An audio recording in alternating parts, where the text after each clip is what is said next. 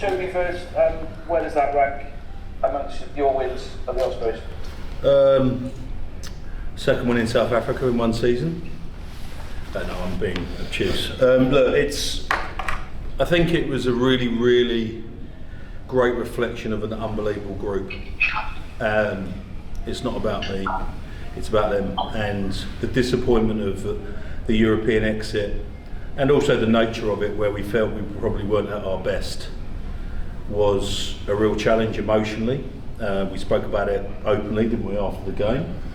And there's been a bit of adversity, obviously a long flight. We've had Tombo the scenario, we've had a few bits and pieces happen to us, injury, people being sore of trout. But so I'm so proud to be here talking about a team that has so much resilience and has so much ability to find a way in difficult moments. So yeah, for me personally, it's a really, really important game, but probably not for the reasons that you think. There was defiant defence and attacking flair as well. It was a pretty, I wouldn't say complete performance, but all-round performance. Yeah, look, we know Stormers are an unbelievable team, right? You don't have the record, especially here, that you know, the brand of rugby they play. Everyone knows that if you don't kick well or loosely, or the game becomes broken up, they made you pay, and they made us pay at times. We had to suffer. We had to, as you said, find a way to hang in there and win key moments, and we did that enough. And as I said, I can't speak high enough for the guys, because you know, they're the ones out there. You know, we set them up, and they have to go and do it, and they did it brilliantly. And great boost for your playoff hopes. You're still very much in their seventh. It's very tight, but you know, a great, much-needed win with 4 games to go. Yeah, I mean, we've talked about, you know, every game's a cup final, including last week, and you know, I've not looked at any other results, and as you'd imagine, it's been quite a exciting changing room, and you know, a lot of emotion kicking around, and you've got to enjoy these moments, because with sport you don't always take in the good stuff, so you've got to make sure you enjoy the good stuff to give you the resilience for the bad stuff. So yeah, we'll enjoy tonight. We'll travel up, freshen up the best we can. We'll get a few more players back, and be excited to, you know, try and perform as we did tonight. And you did that without Justin Tipuric and Gary Thomas in your 23. Arthur Beard was on the bench, internationals. You know, to show the depth. And just a housekeeping thing, will those 2 players, Justin Tipuric and Gary Thomas, stay available for you next week? If they have to do another 11-hour flight in economy, maybe. But no, it's always a tough one, and especially you know, the nature of what they were coming off the back of and how much rugby they played. So those boys have done a hell of a lot of international rugby. Owen Walkin, I thought, was outstanding today. You know, the performance he put in to shut down what is a very, very good attacking team was great. So look, we'll dust ourselves up, but as far as from an availability point of view, we're certainly expecting to have Justin Tipuric, Adam Beard, Gareth Thomas, probably Dowie Lake ready for next week. So you cut out the bit, that was Justin Tipuric first, was it? Yeah. So you cut out the bit, yeah. Okay, thank you. And just a word to the man on your left who's come in, Tom Bolton, who's obviously suspended, just the sort of the shift that he put in and what he adds to the squad. He did all right, didn't he? He did all right. No, look, Rhys is a young prop, and a prop is a very unforgiving position, and it's there for everyone to see. And you know, I thought the front row were brilliant. Rhys did exceptionally well, which is great. And you know, with him and Ben Warren, we're excited, obviously with young potential. But you know, Rhys has played well whenever he's been asked to, against difficult opposition, and they will only get better for the experience. And I'm very proud of what he did today. And Rhys, just from a player's perspective, sum up the magnitude of that win. Well, it's massive for us.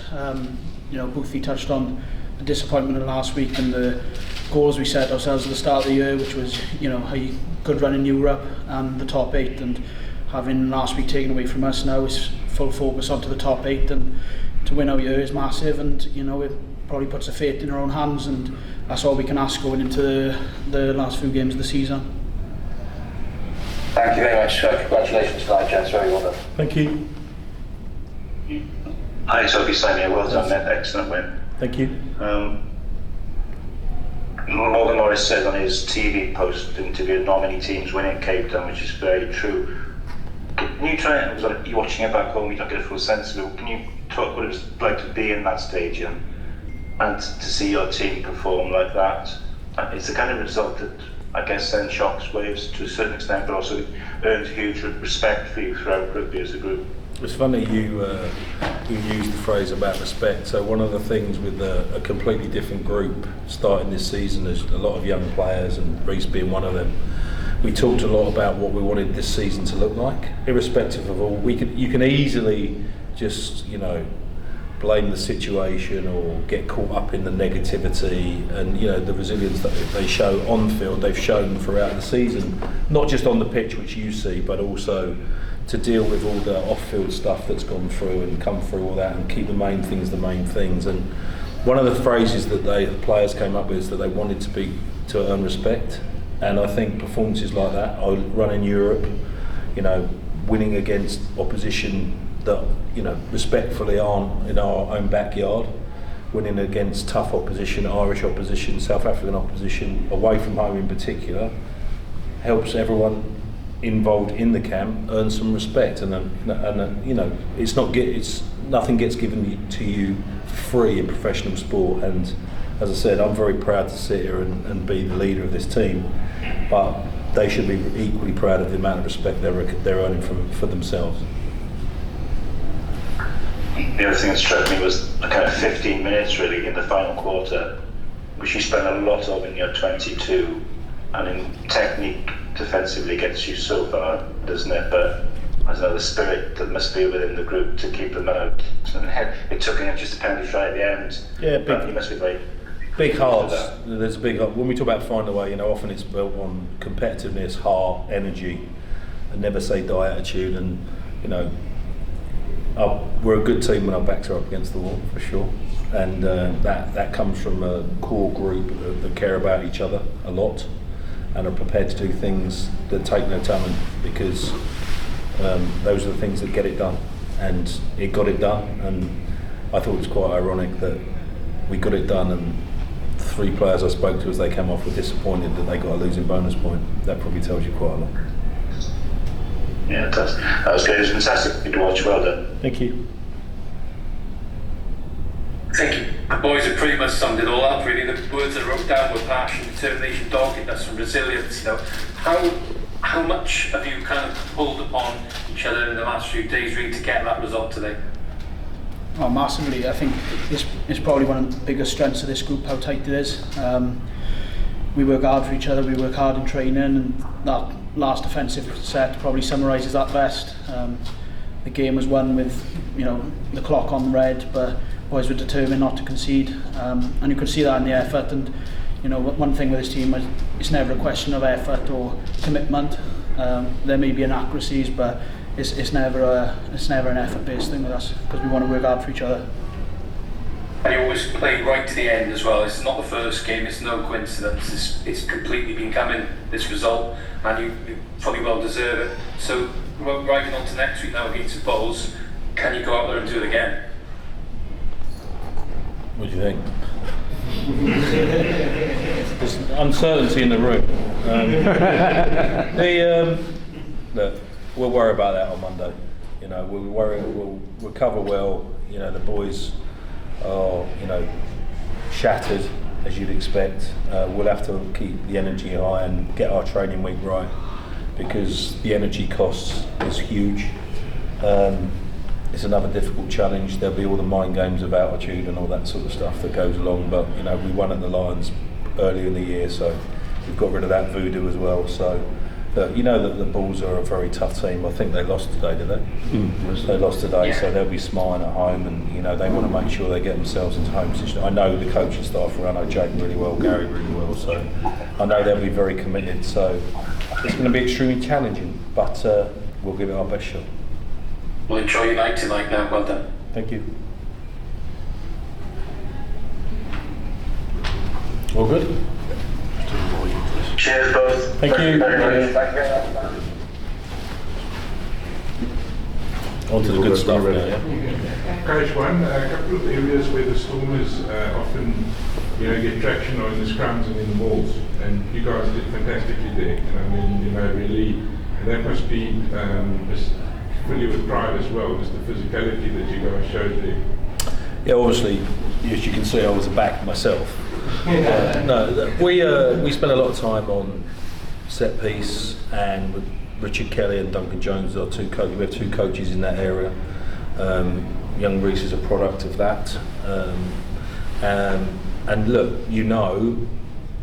it's very difficult, not just with the Stormers, to be fair, in South African teams that are big and strong.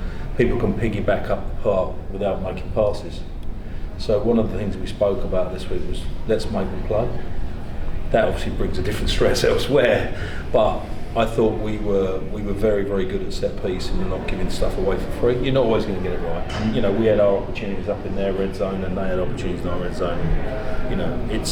I thought that people, obviously the front row boys were great. I thought James Ratty was unbelievable, considering how much rugby he's played. Adam Beard coming on, and we knew it was going to probably. Adam Beard coming on, Hugh Sutton's just come back from injury, playing 80 minutes, after having a long period of time out. So they dug deep and found a way, and they're probably a reflection of their attitude, but also, a good plan and good coaching. It was also obvious that you guys did a lot of homework in terms of what they would do. You were ready for that cross kick. It looked as if you were. It looked as if you were anticipating a lot of things. Clearly, you guys did a very thorough, prep on this one. Well, I think that we've seen a lot of stuff from the Stormers, in our time here, and good teams don't change their DNA, right? You know that they're gonna offload. You know that they're gonna force it a little bit, and you don't always get that right defensively. You've got to have an incredible amount of energy and effort, and that's really, on these guys being emotionally and physically connected to what they're got to do. But the good thing for us is we didn't get spooked by it. I think you can get dragged into playing the game they want to play. You can play as loose. The thing that I'm probably most pleased about from a performance point of view is that we were very disciplined about how we wanted to play the game, and we stuck to it. And as a result, we grew into the game and looked good. And looked a threat, both pressure-wise on both sides of the ball. So I think that there's a lot of learning for a young team that's had a lot of disruption in it about how we prepare, but also the discipline it requires to win games against really good opposition. Thank you. Toby, there's always a lot of talk about, well, there seems to be a lot of talk, because I read the overseas media quite a bit. But people not so sure about. People not so sure about whether South Africa should be in the competition. But you just mentioned winning at altitude against the Lions, I think it was in the Challenge Cup. January. Yeah, January. And you spoke about the altitude next week. You spoke about beating the Stormers like a long way from home. Surely it's actually really, it's good for your rugby, or for the cut for Welsh rugby, that you actually are putting up with, that you're dealing with those challenges, and it appears to be making, well, certainly your team better. And we're big fans of it. Yeah. 2 weeks away from your wife is absolute dream stuff. Is this live? No, it's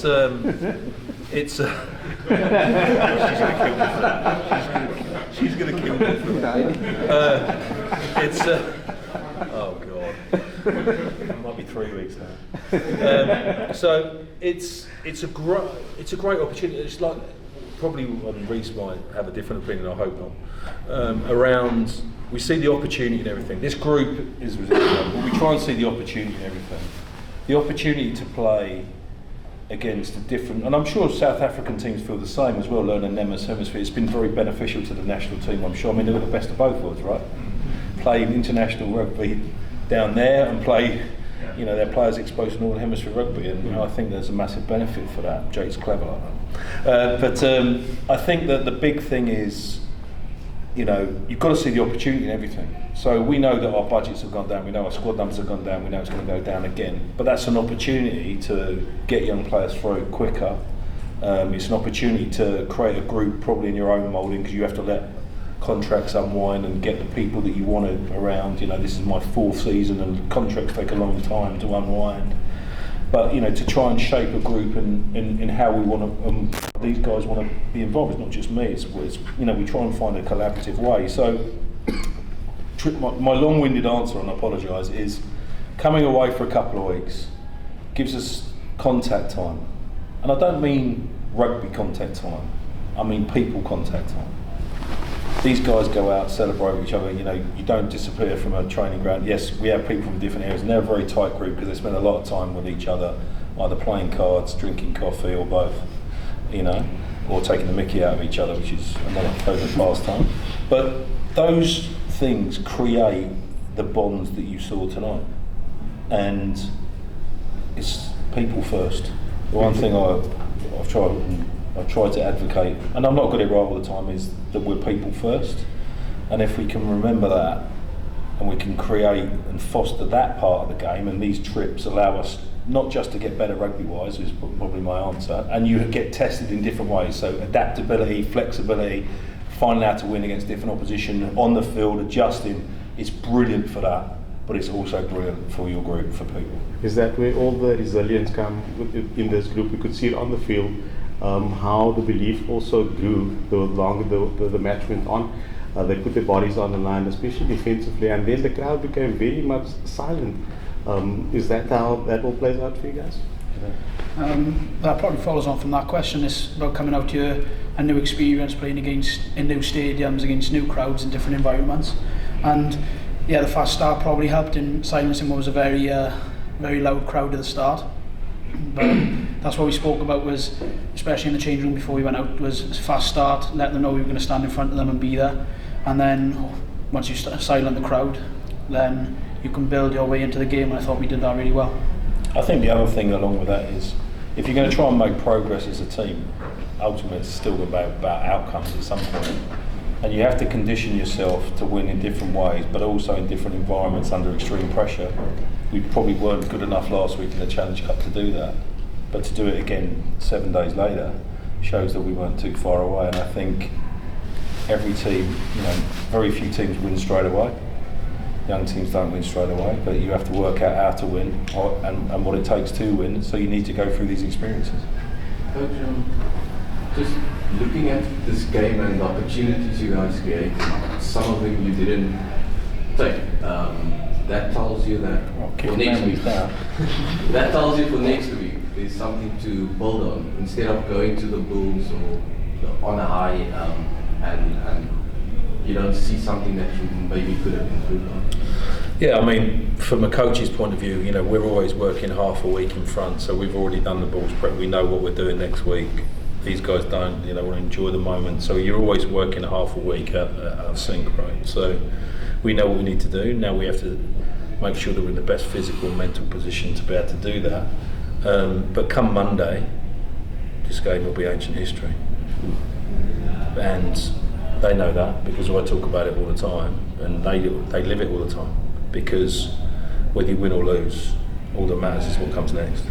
And part of I talk about the respect thing was seeking opportunity in winning, seeking opportunity in losing, and the opportunity we've created ourselves is we had 5 games left at the start of the day. Now we've got 4. We got 5 points from that, so we've still got a chance. So we'll be looking at the next thing.